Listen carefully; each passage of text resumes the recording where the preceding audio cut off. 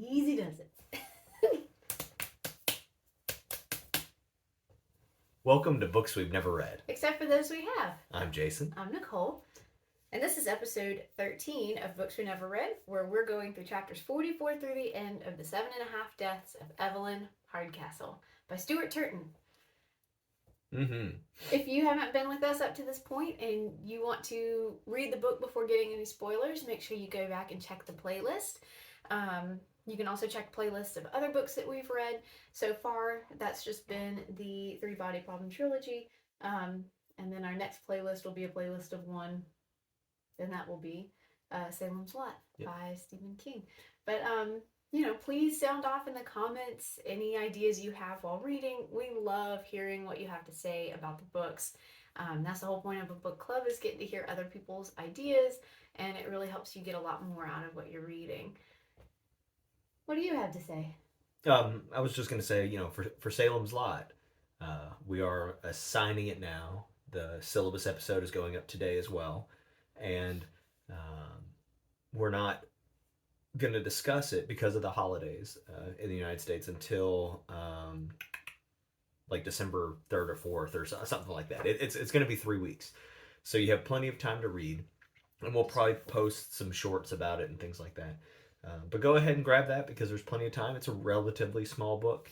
And there will only be the one discussion on it. So we hope you come along for that holiday ride. Yeah. Very cool. Okay, so diving right in. Let's do it. This book was great. I had a good time. It was hard to keep up with. I've talked to several family members who were reading it with us, and it was difficult for them to keep up with. And there was a lot of moving parts, but more difficult than reading. I think a lot about how difficult it must have been to write it. Mm-hmm. And I even thought about making a little yarn board and everything and doing the whole thing. That would have been fun. Just because I thought it would have been fun. That would have been fun if we would have done that. For our next mystery, let's do that. Yeah, if it's one that we can even pick apart. So that's the thing, right? There are so many times when you're reading a mystery, it's our natural inclination to want to try to solve the murder or the puzzle along with the characters. But not very often is the book actually designed for you to have enough details to do that. Right. And so, for the reader to have enough details to do that. And it's when you're reading the Sherlock Holmes stories, they're posed in a way that the reader could also solve it, but it's not, because Sherlock never mentions the details that he noticed in the back of his mind. They all just come out at the end. Right. And so it's hard to do. Mm-hmm. My point being, it's hard to know in advance, am I going to be able to put the pieces together along with the narrator? Right. Or is it just going to be thrown up at me at the end? Well, and that has not happened, I feel like, until here at the end. And what's really interesting is this book, if you read Sherlock Holmes, right, you are following the adventures of Sherlock. But in this book, you are the character, right? Because he doesn't know who he is. And so you are, you get to be him, right? He is a vehicle for the reader as opposed to a character. And because he also knew nothing. Right, we learned as he learned. And so we really could, for the majority of the book, could keep up with all the clues. It was just hard to keep them sorted out. Yes. But so my point being that... It's fine. My point being that at the end, we find out that he did some things as Rashton that we weren't privy to while we were Rashton. So that was weird. And that was weird. That is kind of... And it wouldn't have had the same punch because you would have known. Mm-hmm.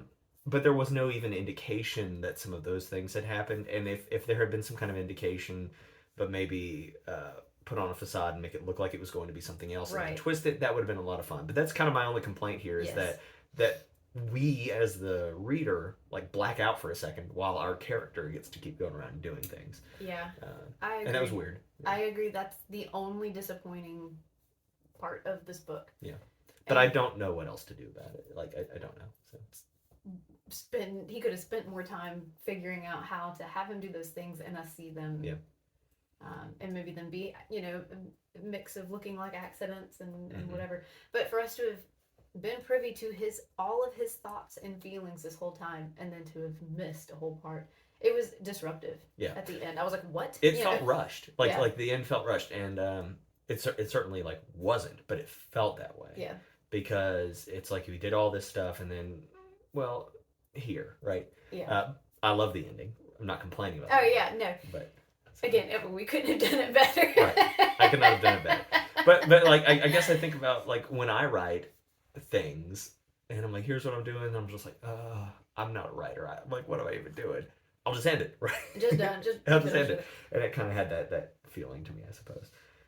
But it did provide a good, bang, bang, bang twist at the end, and you're just like, whoa, whoa, whoa. Yeah. And that's a lot of fun. Rashton was a fun character because we are finally a detective. Yes. Like here we have this mystery, and we're just like these random, like, rapists and lords and like all kinds of weird stuff. Yeah. And then we're finally a detective, and he wakes up and he's like, oh, it makes sense now.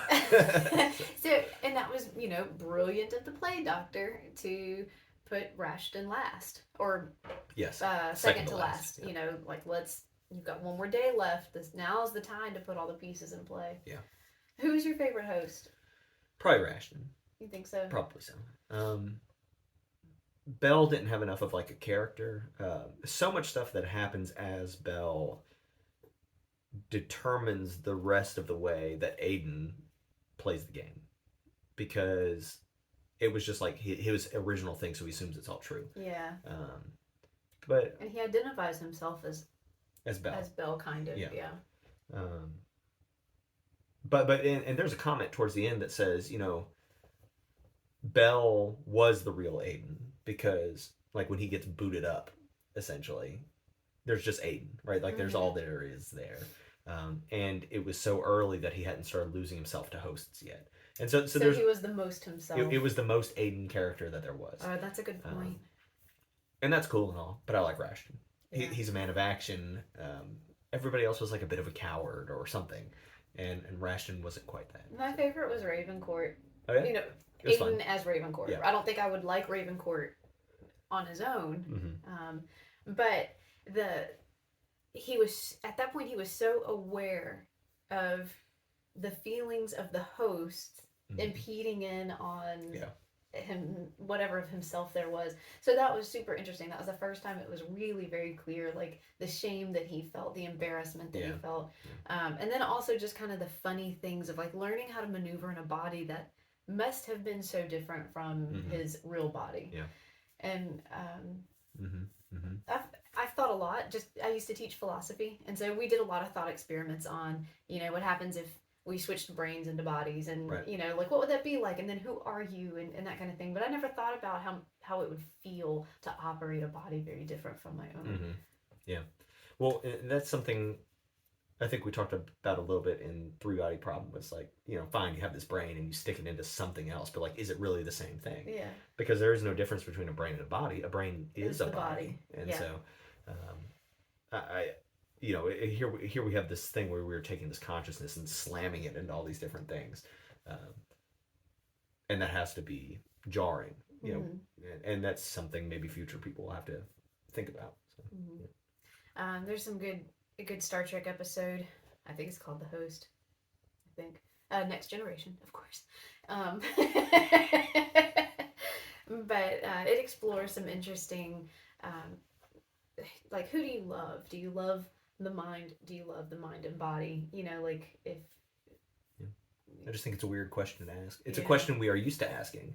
Yeah.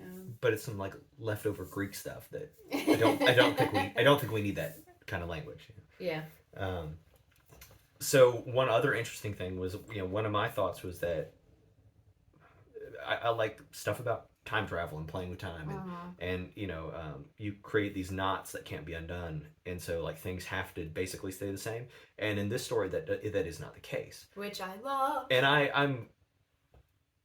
don't dislike it. I am honestly glad that it happened, because I was really dreading getting to the point of being gold and having to be tortured. I didn't want to read that. I didn't want to get there. Yeah. Just don't care.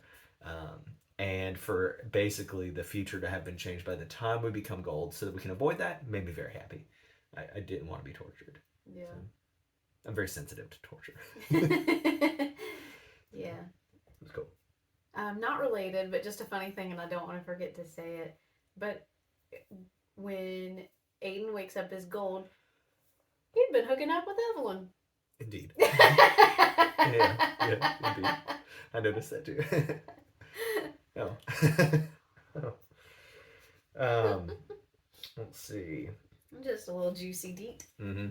So, well, can I ask the question from the very beginning of this series that we asked, and that's like, where does the half death enter the narrative? What are the 7.5 deaths? I don't know. I thought about that this morning a little bit, and so number one, I mean, before we start talking about what the 7.5 deaths are, right? We need to talk about like who Evelyn is, because that makes that's important, right? So Evelyn has been playing the true Evelyn has been playing the part of Madeline Aubert this entire time, and some random con artist named Felicity Maddox has been playing the person that we have known as Evelyn.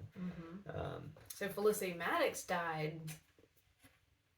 So yes, that's the point. A few times. Felicity Maddox has died maybe 6 or 7 times, or however many days we've lived that we've made it to that point. Plus one real Evelyn. And then plus the death, and then by poison and resuscitation. Correct. And I thought maybe that was the half. That's my thought too. I didn't bother to count them because honestly, it's a question that like doesn't bother me that much. The other half that it could be is kind of a metaphorical death when Evelyn realized that she killed Michael. Her brother. Yeah. Maybe. An accident. Yeah. She intentionally killed Mom, Dad, Thomas, whatever. Yeah. But when she realized that she accidentally killed Michael in the process of all that, she showed true anguish. Yeah. I really enjoyed this twist ending, right? And it's a twist that we have like no evidence for before. I made a random guess in our live premiere last week. You can go see it in the live chat where I said, I have this idea. What if it's 2 Evelyns? And it was.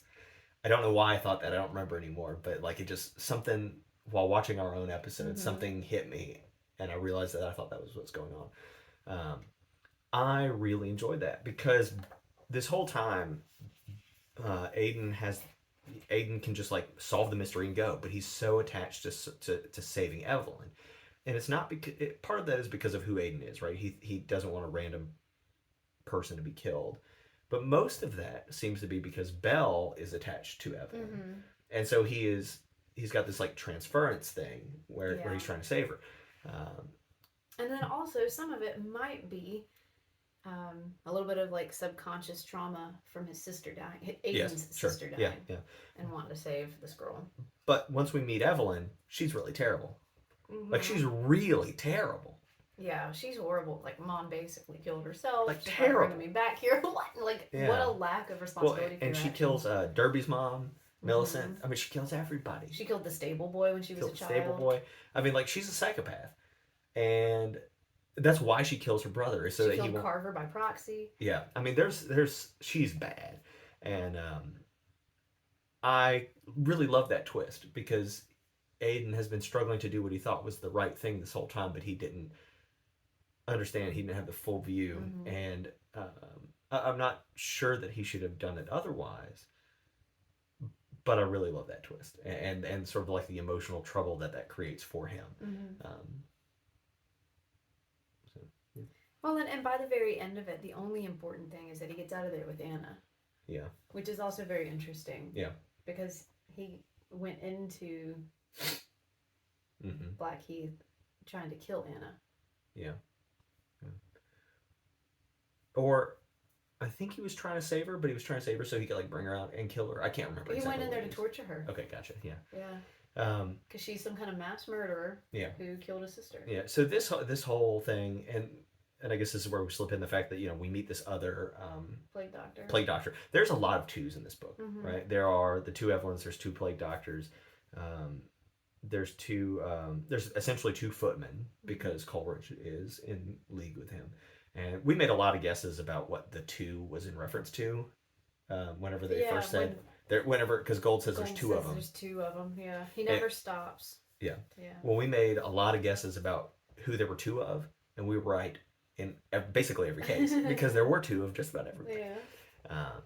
And anyway, so we meet these plague doctors, and we discovered that basically there's this organization, and in my mind, I'm seeing like an altered carbon world. Like that's what I think of. And for you to go to prison, you go into these like simulations or whatever, and then you get out. And I think that's really cool. I would love to know more about the real world because I'm the kind of guy who wants to know more about. Yeah, what is the present day? Yeah. Outside of the simulation. I like knowing background lore on everything I read, and I would read whole books of just background lore with no actual story. Well, so what do you think about, this kind of, you put someone in the simulation and make them run the simulation like it's their life, robbed of their own memories, and until they can prove that they've reformed themselves, and they don't even know by the end of it that they're trying to prove anything. They're just living. Yeah. What do you think about that as reformation? I mean, so part of the problem is that at the end, I think the plague doctor makes a reference to like, you can leave here and choose to have forgotten everything, and then what's the point? Like you have to have memories of all of it. I thought it was that you got to choose to forget your life before it. Oh, maybe that's it. That's what I understood maybe that to be. That makes a lot more sense to me because like, why would you have them forget the reforming part? I mean, honestly, it doesn't bother me that much. Like I think it's a better tool of it's not elegant, right? Like it's cruel. It is probably better than the reforming we do currently. Yeah. It is. Well, so here's it is probably more effective, right? It's like it's true reformation. Yeah. Well, I think there are certain like moral reasons why we should not do this sort of thing, right? Yeah. But the form of rehabilitation we do now for criminals and things like that is cognitive behavioral, right? Like you change the thoughts so that you can change the behaviors, and that's fine. But it's a backwards way of going about it, and the more efficient way of going about it would just be true behavioral modification. Yeah. Just modifying behavior. It doesn't matter necessarily what the thoughts are because the thoughts will adjust themselves to justify the behaviors.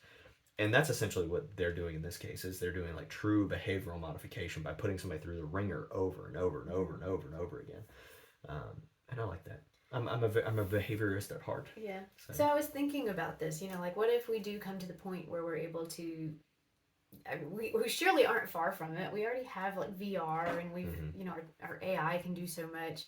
Surely we're just a tiny leap away from being able to hook a person into that, and they just run that simulation. And so I think there will be that, like human rights issue of, they forget who they are when they're in there. So consent is kind of gone, I guess, maybe. Well, but consent's not a concern necessarily when somebody's a criminal. Right? But like human rights still are, and like fair treatment and stuff like that. But I was thinking, what if we used this in cases where the death penalty would today be a thing, like life in prison or otherwise. And in Anna's case, I believe that's kind of where she would be, right? If you're a mass murderer, that typically is where you end up. And in that case, that is the worst case scenarios. And I think that this could be appropriate for that. Yeah. I don't, like, if the purpose is, well, we can't kill you, so we're going to torture you, I'm not into that.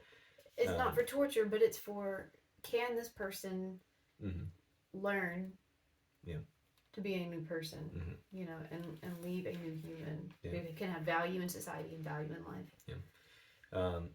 I mean, it is torturous, but isn't life in prison? Yeah, for sure. Yeah. Life with bologna sandwiches, that's torture. Yeah. I mean, like, you're right, it does bring up questions about free will and things like that, but I this is another one of those duality things that I think is weird. Like, I think the whole conversation about free will versus determinism is really bizarre. Because I'm not sure that that's a distinction that actually exists. Right. It's a distinction that exists in our head, and it's a distinction that we should act as if it exists. Right. But also it just doesn't. And so, cool. I think that's, but I mean, I think ultimately you're right, and I'd be interested in seeing like what other people are in here and like what other mysteries are going on. Yeah, he hinted at a couple, like one was on a ship and but this one was the worst one. Yeah. Is what he implied. Yeah. And it made me also kind of wonder about the nature and nurture question. You Mm-hmm. know, like if somebody is a mass murderer, like Mm-hmm. Annabelle Coker is, um, this simulation has nurtured it out of her. You Yeah. know, like, Well, and yeah. Yeah. do you think that could be a permanent change? And you know, Yeah. how deeply can we really affect these Yeah. things? Well, again, I really don't like dualities. I just don't like Well, them. it's not nature or Right. nurture. I mean, it's a Well, combination. it is kind of, well, but because the problem is, n- n- what I'm going to call nurture, which is actually an element of nature, will literally change our like neuron plasticity. Like it will rewire brains, Mm-hmm. and which is in this case your nature, right? Which then changes the way that you interact with your environment, which is more nature, which affects the nurture that the environment, which can include family and people, right? Not just the Mm-hmm. things we think of as nature. Um, but like, I absolutely do think this kind of thing can work. I also think a more efficient way of doing this, if you don't want to torture people, but you're just like, look, we're going to rewire them, just rewire them. If that's Like if yeah. that's an option, like if we can get to the point of doing this whole simulation, we might could just rewire them, you know. But then you have again the that argument that you know you have just gone in and made a change, but this kind of allows a person to become. Yeah, sure, that's true. You know, Yeah. it through trial. I mean, they did this for 10 years Right. Right. at least. Well, and there's always the issue of like, what if you rewired something but you had no practice, right? Like, what does that mean? And does that do the old habits then unwire? Mm-hmm. And so there's But this unwired and right, rewired. You know, yeah, Anna yeah, truly cares about Aiden mm-hmm. and all by the end of it. It also made me wonder, you know, like, so, okay, so she's out of there, and surely she has to go by a new name and kind of be in like a protection situation Well, because the world will know who she is. I think the play doctor said you better hide from them, right? Like, because like they're just gonna come and get you again, Yeah. which is interesting. So, you know, if you had a system of reform like this, you would have to do a lot to get buy in from the people that once these people are released, they are not the same person they were when they went in. But I think that's part of the point too, is like everybody understands that nobody's getting out. Yeah. But like, why are you letting Aiden in the first place, right? Yeah. I can't imagine somebody like walking up to prison and being like, "Can I come in?" And be like, "Yeah, man, come on, just let me know." Yeah, dude. Also kind of brings up a real world commentary of you know people who have gone through the prison system and they have gone through their programs and they have learned their lessons and they want to leave prison and be productive members of society and the stigma that they still face when they get out. You know, we still want to judge them for the crimes that they've committed, even though they've paid for those crimes. Well, you know, according to the system. Right. They've paid their debt to society is the way that we think about it, right?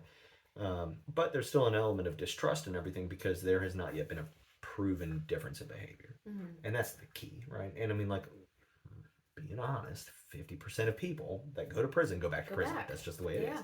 And so I think that there's good reason for people to be concerned, but I talk about this a lot to people that I work with. You know, at what point are you a different person? Like, at what point is you know, the person I was a year ago, the person I was like 2 or 3 years ago, it's like before COVID. I am a different dude than before COVID, and I don't necessarily care for the way that I was then, but and people sometimes will still judge me for that, and I get that. You know, because as far as their interactions, that is who you are, right? And maybe they haven't seen me since then or whatever, you know. But I'm just going to go about doing the best I can, and then they will have to come along, right? It's about proving things to yourself more than proving things to other people, because if you're trying to prove things to other people, the goal just gets moved. So. I did write a quote down, just kind of wrapping this part up, because I know we've been on this topic for a while, but I find it really interesting. But I've got this quote here that really shows Aiden in his moment of transition. He entered Blackheath as a pretty vicious person. He was ready to torture a human, you know, for vengeance. And I don't know anybody who would do that. I mean, that's a bad dude. Not a bad dude, but like that's intense, you know. But he said, this place punches out the hope in people, and without that hope, what use is love or compassion or tenderness? Whatever the intention behind its creation, Blackheath speaks to the monster in us, and I have no intention of indulging mine any longer. It's had free reign long enough. that point where you do have to decide, like, okay, who I have been is not who I want to be. Yeah. That's a powerful moment. Yeah. I think I do know people who would torture folks. I guess they just do. But to carry around that kind of hate is such an emotion. Like, it's a literal drain on energy. Because it's not normal to stay at such a heightened state, I would say. And yeah, it just, this kind of thing just kind of knocks the wind out of you. And plus you like see it over and over and over and over again until, it starts to bother you, I guess. So. But again, can be applied to real life. Yeah. We keep making the same mistakes in our lives over and over and over again. And at what point are you going to look at what you are doing and say, this monster has had enough free reign and it's time for me to make a change and be the person I want to be?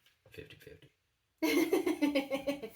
There's lots of people who just keep banging their heads up against that wall over and over and over again. Right, but book clubs are for people who like self-improvement. That's where we are. They have book clubs in prison. That's true. Self-improvement, that they want to get better. They do. Yeah, I'm not going to make them. So total change of conversation. I do have a few more heavy topics to talk about, but this one's just a fun one. There's just a quote. We've kind of been keeping track of Stuart Turton put some real good zingers in there and just good descriptions and stuff like that. Here's one that I really liked. Okay. I'm too tired to look around. I'm melted candle wax, formless and spent, waiting for someone to scrape me off the floor. I have felt that way before. Yeah, I like that.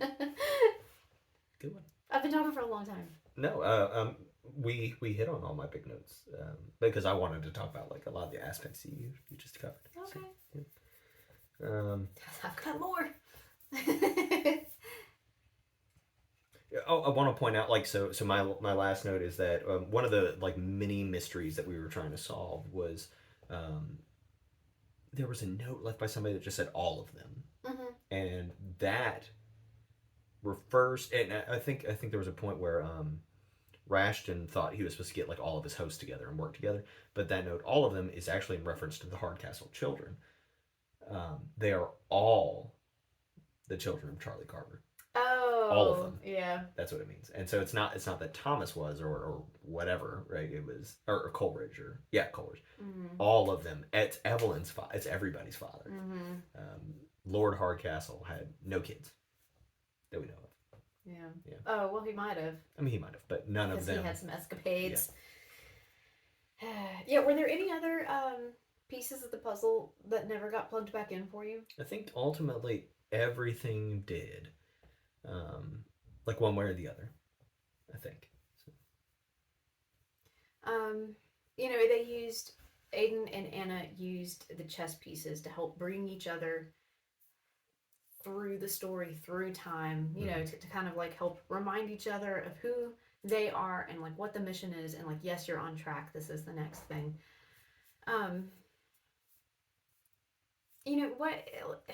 What's something that you have, a possession that you have that helps kind of bring you back to what your mission is or what your reality is, or to remind you, do you have anything like that, some kind of token that helps kind of guide your day and keep you grounded?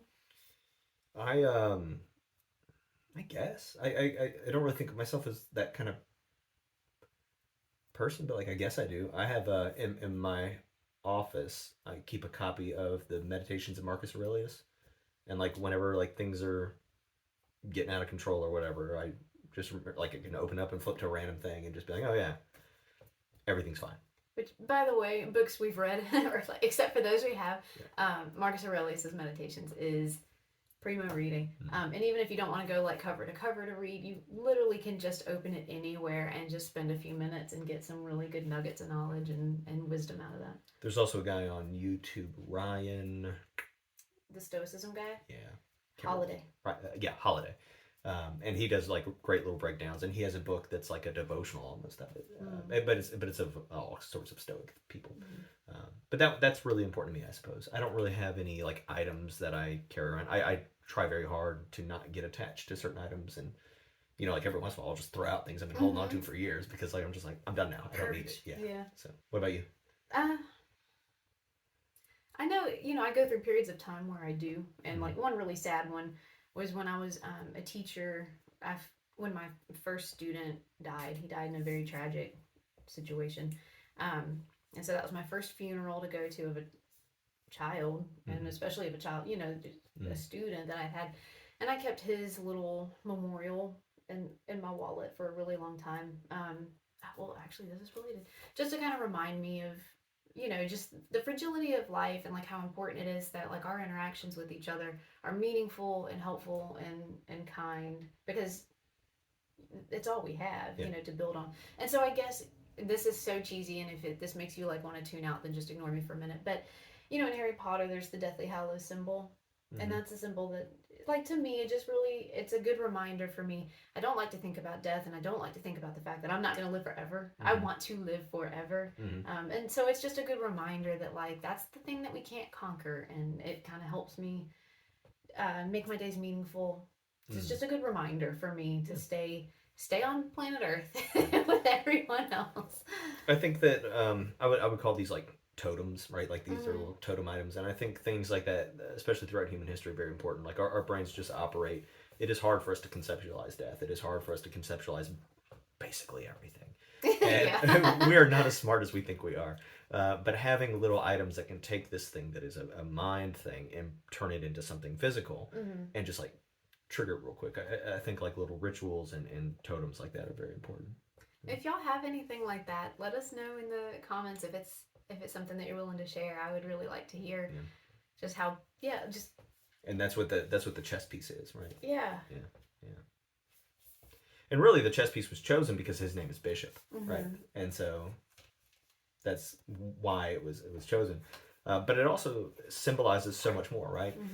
Again, we have this duality here between the black and white pieces. We have this game being played out, right, on a grand scale that is all about where the most powerful piece is the queen, being Evelyn, but it's all about locking in the king or whatever, who might be Aiden, or whatever character you want to choose there. We also have we have several chess games happen throughout the book. One that Derby finds that Stanwin has in like a room next door to him, and one that Ravencourt and Evelyn play. Yeah.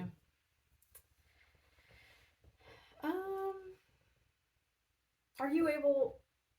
So if by the end of this, Aiden is choosing to love, in whatever meaning you want to take love Anna for who she has become, rather than the dark past that he knows about her. Can you love someone for who they've become, disregarding their past? Like if you know something about their past. I think yes. I dislike so much. You're asking all the hard questions today. I don't like the idea that doing something absolves you of the things you have done. Right.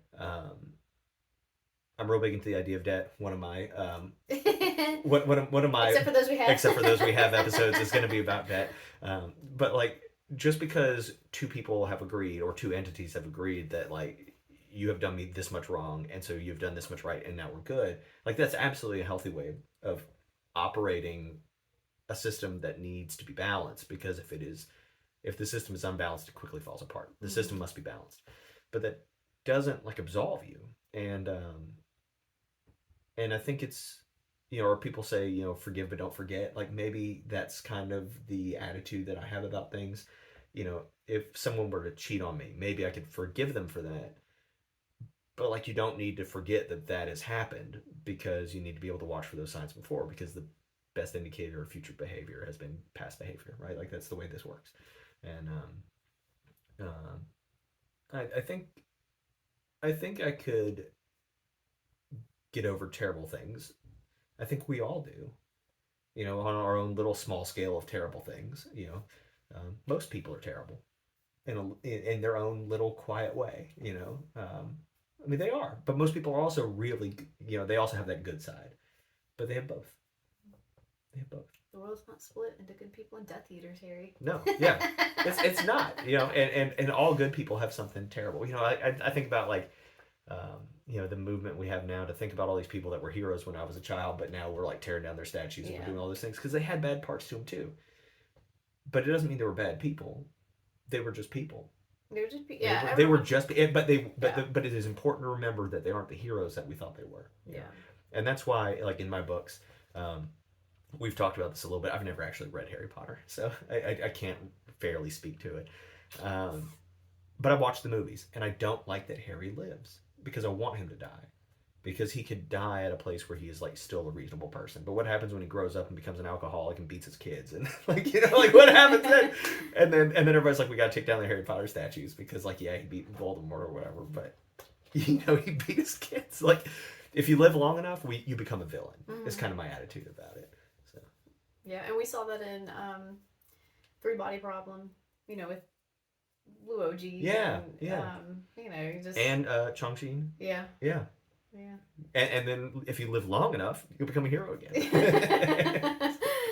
And this also ended in a way similar to ultimately how Death's End ended. Just holding hands, walking, stepping out the door. Very interesting. As far as you can until you can't anymore.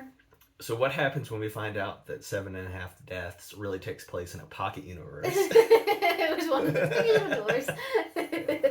Interesting. Oh, well, everything that we ever look at for the rest of our lives will be through the lens of Three Body Problem. Most things I read impact everything else I read for the rest Thank you, Shish and Luke. I really liked... do you have anything you want to say before I get my next big thing? Okay. The absolute very, very end of this, I thought was just very thoughtful and just a good mantra for anyone for starting their day or for anyone overcoming trauma or dealing with trauma or anything like that. Tomorrow can be whatever I want it to be, which means for the first time in decades I can look forward to it. Instead of being something to fear, it can be a promise I make to myself, a chance to be braver or kinder, to make what was wrong right, to be better than I am today. Mm-hmm.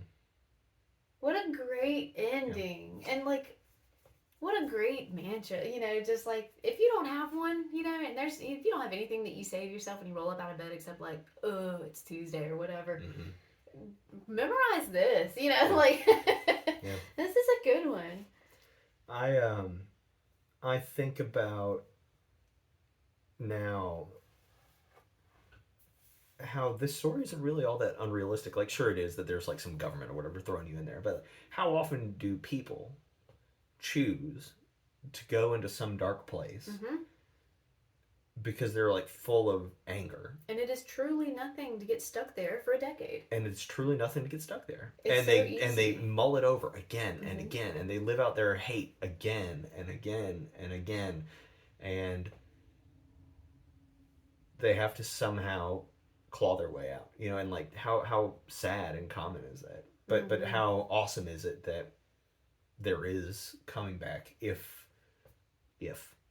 whatever, right? I don't know what the answer is. But you are the tool to claw your way out of that. And it just takes that mindset of today I will be better, today I will be braver, today I will be kinder, and that will make today better than yesterday. And you just keep doing that, once you get your mind there. And that's the hard part, right? You have to turn your back to the trauma. Yeah. I often tell the people I work with that if you don't live on purpose, you will live on accident. Mm-hmm. Either way, you are going to. Mm-hmm. And so if you don't have sort of these rules or these goals that you are trying to achieve, you are still going to achieve rules and goals. They just may not be yours, or they may not be the ones that you intended, It's very interesting. My boss also says the exact same thing. You need to live by design, not by default. He's a cool guy. What's up, dude? If you're watching, hi. But my boss is not watching. But yeah, I think that's kind of a takeaway from this, right? You also ask do you have any items that you keep? And I don't keep items, I keep ideas. And the background on my phone for probably the last 2 years has been the litany against fear. The mind killer. Yeah. Gosh, that's such a powerful one. Yeah. I mean, we're already we're book geeks, right? So like we live by quotes. Yeah. You So tell them. I don't remember the whole thing off the top of my head, Yes, but you the Litany Against Fear is from the book Dune. You can go and check it out. But it's such a powerful little idea, and it is an idea that I think we see here, right? I will pass through it. I will pass over. It will pass through me, and when it has passed, I am all that remains. And that really speaks, I think, to the trials of Aiden and Anna in this book. So it was a good episode. Well, I mean, in this, if you're new or you just happen to catch this as a one-off, when we have our series of episodes for one book, this is kind of how it goes. The first couple of episodes when you're just going through the book, you're just kind of picking apart pieces and things that you like and what's going on and your guesses for the future. But once you have the whole book read, you really can get into the meanings. Yeah, like and really what was going on. And so and you can tell us what you prefer, after we do the Stephen King book and we've just done one show for one book. Do you like that better or do you like picking it apart? I think it's very motivating to have someone to read with, to have checkpoints to read with. I need checkpoints to do my reading. But but anybody can always pick up a book we're reading, read the whole thing, and then just watch an hour and a half of episodes all at one time. Yeah, or just watch the last. Yeah, you do what you want to do. Yeah, I want to meet once a week. Okay. I just want to make sure that I just want to make sure that we like, that we like the episodes along the way. I really do. Yeah. I enjoy it. I get it. It helps me absorb more of the books that we're reading, and sure. Like I will remember these books forever. Yeah. Much more than like the books that I've read before, where I didn't talk to anybody about it. I say that like this time next year, let's do a recap of all our books. Ooh, yeah, we can pick like our top 3. Yeah, cool. Yeah. Look how far we come. Ooh. Do you have any other notes? Okay, I don't think so. I think that's everything. But I did end up with a solid 10 or 12 pages of notes for this book. Just a couple of more motifs that I noticed along the way. Just the resiliency of people, for especially the part where Aiden, around chapter 43, 42, 43, 44, when he got killed and then bam, in the next body killed, bam, in the next body. I would be paralyzed for my next move. Mm-hmm. I don't know that I would be able to keep going. Yeah. And he did. He knew that he only had so many left, and that made him fight to be more efficient with his use and be smarter with his ideas and his strategy. And what a resilient person. Yeah. I feel like I would get a little claustrophobic, just like knowing I'm in somebody else's body and I can't get out. So. Yeah. This was I really enjoyed this book. I enjoy the mystery aspect of it, but now today, having listened to some of the questions that you asked, I think I got a lot more out. I got something out of it. It wasn't just like a good time, It wasn't just like a fun mystery and like, wow, how'd the author do that? It's something I will think about, and I'm really glad that we randomly picked it off of Google. Yeah. And speaking of picking new books, if you have any recommendations, please drop them in the comments below. We're always adding to the list. At some point in our future, Jason will be moderating perhaps a Reddit for our channel. We'll get there. We also have a Goodreads account for our channel, but I don't know how to share that information, but you can kind of see what is on the list. It's on the want to read list. There's a way Goodreads can be social or something. I don't know. You figure it out. Definitely, if we get the Reddit up and going, I don't see why we can't publicly keep our want to read list. Because my Goodreads is yours already got stuff that. And I have a personal one that's not books, but I have one for books we never read. Right. That's just what our club has been reading, and but I don't know. Yeah, I think the Reddit's a great idea because then people can start discussing other books that we're not reading or interested in reading. All in one spot. Yeah, YouTube's just hard to have a conversation on sometimes. But we do read all the comments and we respond, and if for some reason we miss something, do it again. I don't know. I don't want you to be left out. We'll see it. Well, I don't think we've missed anything so far. So. All right. Well, we'll see you next time. Yep. Thank you for reading this book with us. We really appreciate it. Don't forget that our next book is Salem's Lot by Stephen King. We hope that you go ahead and pick that one up. We're going to try a little different format, do the holidays, but then hopefully we'll get back to our... Well, we have Christmas coming up. We'll see. We'll get back to our regularly it'll be bumpy scheduled from program. year to the end of the year, but we will keep you updated and we'll keep reading because, you know, everyone needs a little quiet time, especially around the holidays. And you can just say, look, I've got this book club. Just give me an hour. I'll say that. Quiet Too time. far. I'm never quiet. Bye. Bye.